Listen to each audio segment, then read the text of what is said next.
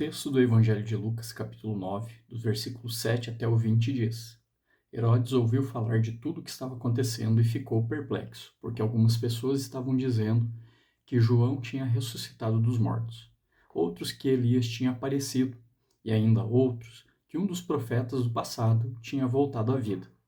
Mas Herodes disse: João eu decapitei. Quem, pois, é este de quem ouço essas coisas? E procurava vê-lo. Ao voltarem os apóstolos, relataram a Jesus o que tinham feito. Então ele os tomou e retiraram-se para uma cidade chamada Betsaida. Mas as multidões ficaram sabendo e o seguiram. Ele as acolheu e falava-lhes acerca do reino de Deus e curava os que precisavam de cura. Ao fim da tarde, os 12 aproximaram-se dele e disseram: Manda embora a multidão para que eles possam ir aos campos vizinhos e aos povoados e encontrem comida e pousada, porque aqui estamos em um lugar deserto. Ele respondeu para eles: Deem-lhe vocês mesmos algo para comer. Eles disseram: Temos apenas 5 pães e 2 peixes, a menos que compremos alimento para toda essa multidão.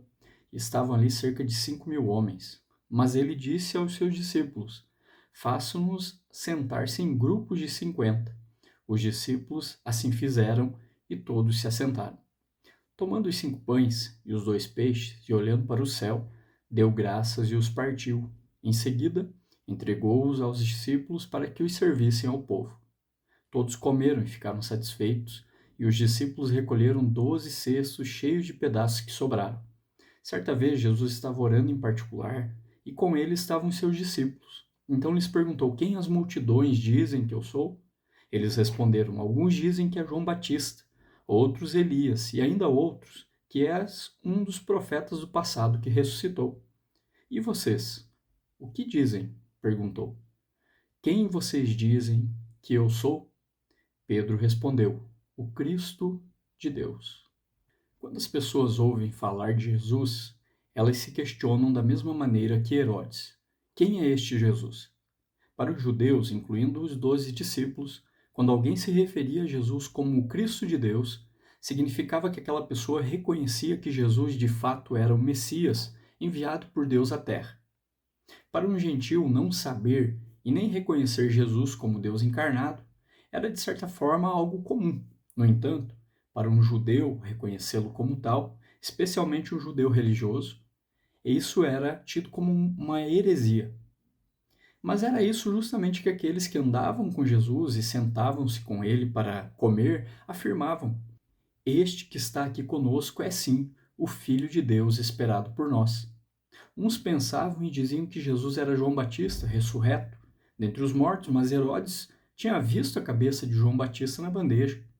Outros diziam que talvez Elias, o profeta Elias, tivesse voltado em um carro de fogo, da mesma forma como ele havia subido, afinal, Elias não havia morrido. Outros ainda estavam dizendo que talvez Jesus fosse um dos antigos profetas, já que nas Escrituras muitos sabiam que Moisés, lá no livro de Deuteronômio, capítulo 18, versículos 17 e 19, ele disse que haveria de vir um profeta igual a ele algum dia. Mas então, como saber se Jesus não era uma dessas 3 opções realmente?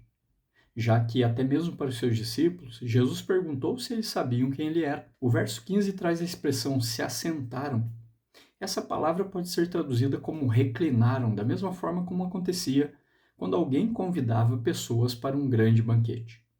Era isso que Jesus estava falando para os seus discípulos fazerem com aquela multidão. Ao se depararem com aquela situação em que supostamente havia falta de comida, Jesus deu essa ordem para que a multidão fosse organizada. Aquele momento é mais que um grande piquenique. Este é mais um dos banquetes que Jesus oferece a pecadores perdidos. Jesus, o grande anfitrião, mais uma vez serve uma bela refeição e quem está ali com ele pode aproveitar de toda aquela comida. Aquele momento é muito mais do que um grande piquenique. Este é mais um dos banquetes que Jesus oferece a pecadores perdidos. Jesus, o grande anfitrião, mais uma vez serve uma bela refeição a quem está ali com ele. Esse momento do ministério de Jesus remete a 3 fatos descritos no Antigo Testamento, onde Deus sempre se mostrou providente ao seu povo, apesar de muitas vezes o povo ter sido rebelde. O primeiro, quando Deus resgata seu povo da escravidão do Egito. E na travessia do deserto, o povo começa a reclamar que estava faltando comida. Deus então envia o maná, e aqui em Lucas, o povo está no deserto, sem comida. E novamente, assim como o maná, miraculosamente, o pão desce do céu. Isso aponta para Jesus como um novo Moisés, que tem poder para conduzir o seu povo em um novo êxodo e para resgatá-lo do pecado. Mas tem mais. Certa vez o profeta Eliseu disse ao seu servo que alimentasse um grupo de profetas com 20 pães de cevada. O servo dele fez as contas e disse para Eliseu que não conseguiria alimentar 100 homens com 20 pães. Ao que Eliseu disse para ele que aquilo aconteceria e ainda haveria pães sobrando. Aqui em Lucas, Jesus diz aos seus discípulos que alimentassem aquela grande multidão com milhares de pessoas com apenas 5 pães e 2 peixes. O que eles também disseram que seria impossível. Mas quando serviram a refeição, ainda sobrou. Eliseu foi sucessor do profeta Elias. Ele ficou com a capa de seu mestre quando esse foi levado aos céus. Então, o fato de Jesus agir como Eliseu sugere que ele talvez seja um novo Elias. Mas agora veja também como aquilo que ocorreu no passado e relatado no Antigo Testamento agora se cumpre em Jesus. O profeta Isaías, no capítulo 25, versículos 6 a 9, diz que o Senhor dos Exércitos daria a todos os povos um rico banquete. E esse banquete, além de farto e rico em especiarias, é eterno. Aqui no texto de Lucas, os discípulos sugeriram a Jesus que o povo fosse mandado embora. Mas Jesus disse que não, que elas permaneceriam ali. Ninguém precisava deixar esse banquete, afinal. Houve mais comida no final daquela refeição do que no início. Aquele grande banquete servido à multidão não é aquele grande banquete que será servido no dia do Senhor, não. Mas já era um vislumbre do que no futuro será. Aquele era um banquete grandioso e rico, e é rico, pois a presença de Deus está ali com seu povo. Assim como os demais milagres que Jesus fez apontavam para algo maior, ainda por vir, o banquete servido à multidão aponta para o banquete das bodas do Cordeiro e sua noiva no futuro. Pensamos no que os discípulos estavam presenciando.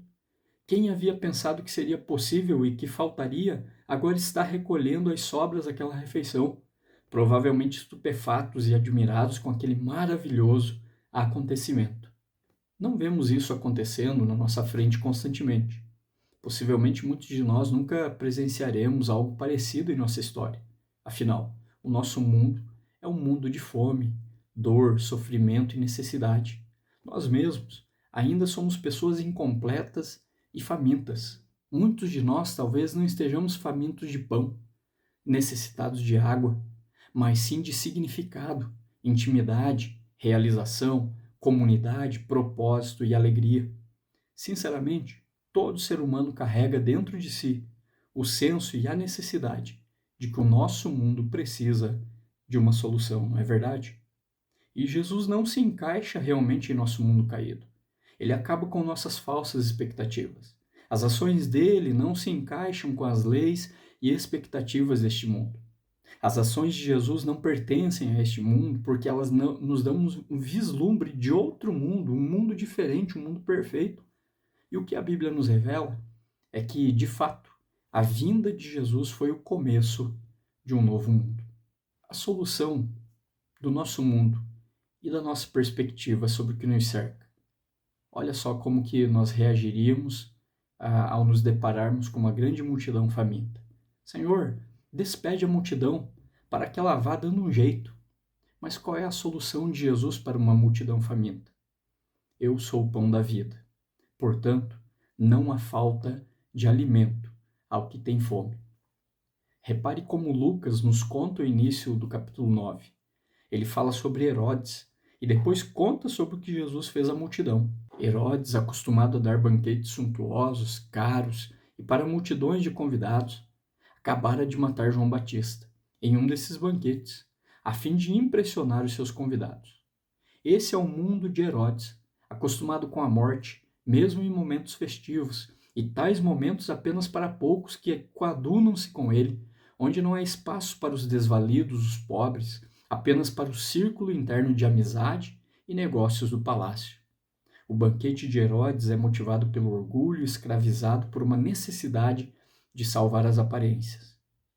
Diferentemente de tudo isso, o banquete de Jesus é uma refeição da vida, para ricos e pobres que o seguiam. Jesus proclama boas novas de salvação a todos aqueles que necessitam. A motivação do banquete de Jesus é a compaixão, é a graça de Deus sobre o perdido. Naquele banquete da vida, todos terminaram satisfeitos. Jesus, anteriormente, no capítulo 6 de Lucas, ele havia afirmado aos seus discípulos que os seus seguidores agora têm fome, mas que seriam satisfeitos. Aquela era uma promessa de um banquete vindouro. E aqui nesse local desértico do capítulo 9, um local desolado, relatado nesse capítulo, podemos ter uma noção do que aguarda a todos os discípulos de Jesus. Aquele banquete servido ali por Jesus à multidão foi pontual. Logo eles sentiriam fome novamente, mas bastou para revelar a todos ali presentes quem era aquele anfitrião. E basta até hoje para nos revelar quem é o anfitrião que nos convida a estar com ele à mesa. As sobras daquele banquete apontam para o fato de que aquela refeição ali não era a refeição definitiva e eterna. Ali encontravam-se necessitados e famintos, mas ali também estava o provedor deles. Da mesma forma, hoje, a igreja se reúne para sentar-se à mesa com Jesus. Um grupo de necessitados, famintos e carentes da graça de Deus, tendo Jesus no centro para saciá-los. Que maravilha é este banquete, que graça maravilhosa! A comunidade cristã é o sinal do mundo futuro de Deus. O nosso ajuntamento para nos alimentarmos juntos de Jesus, o pão do céu, é uma amostra daquele grande dia em que eternamente estaremos em sua presença. Nosso ajuntamento deve ser, então, a proclamação e a demonstração das boas novas de Deus a um mundo caído e perdido. Se observarmos o início do capítulo 9 de Lucas, Jesus havia enviado seus discípulos em uma missão itinerante. Ele diz que não os levem pão, pois Deus supriria a cada um deles.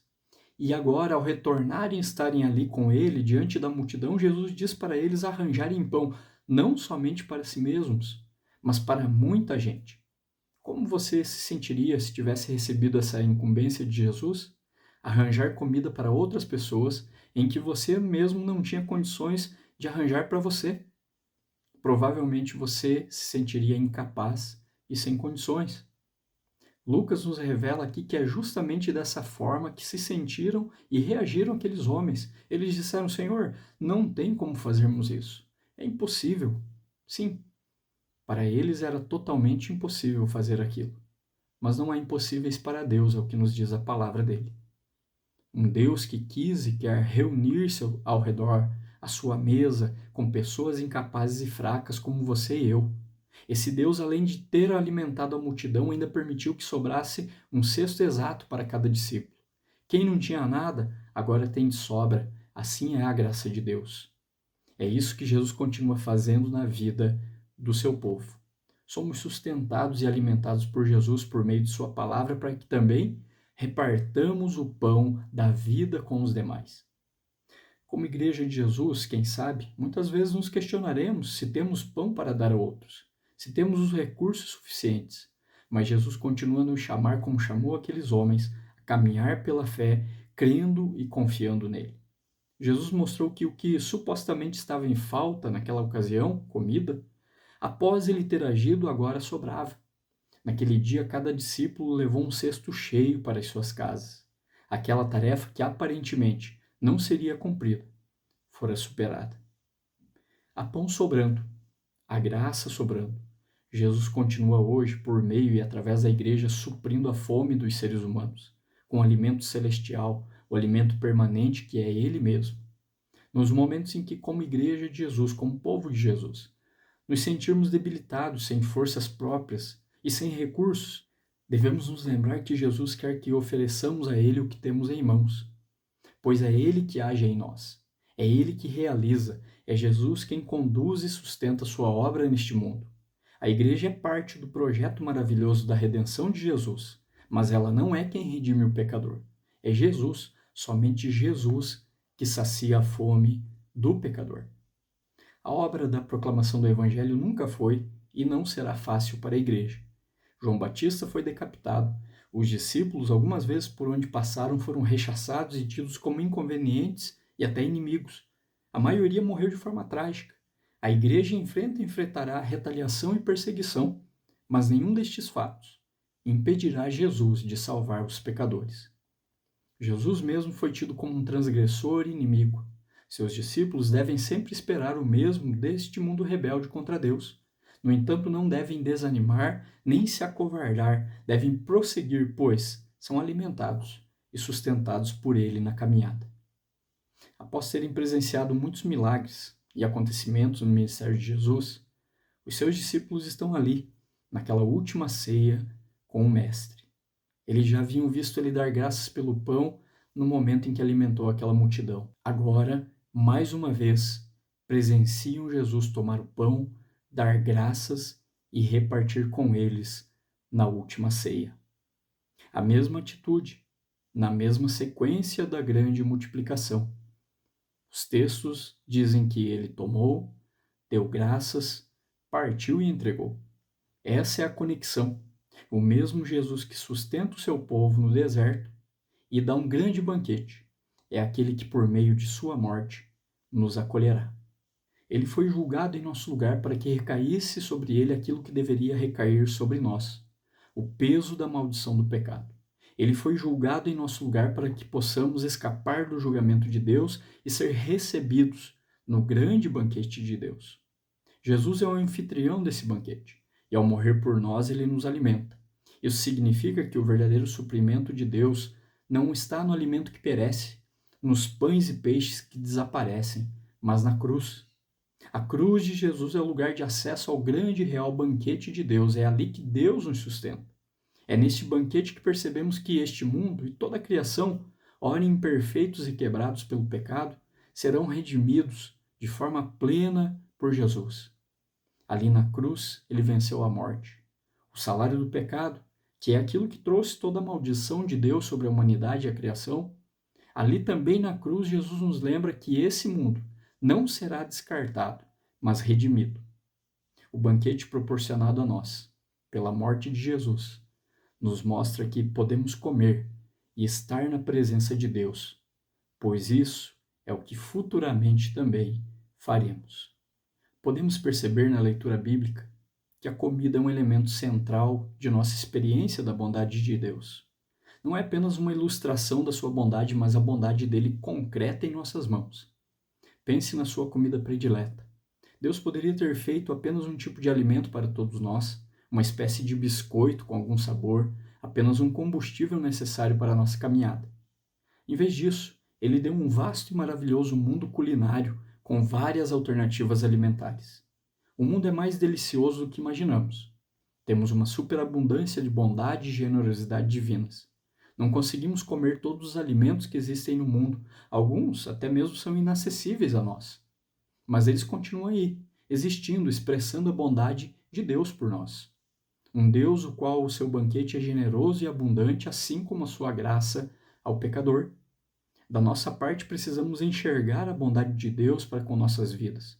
Todos os dias, nos alimentando e suprindo nossas necessidades, assim como Jesus fez a multidão naquela tarde, pela bondade de Deus.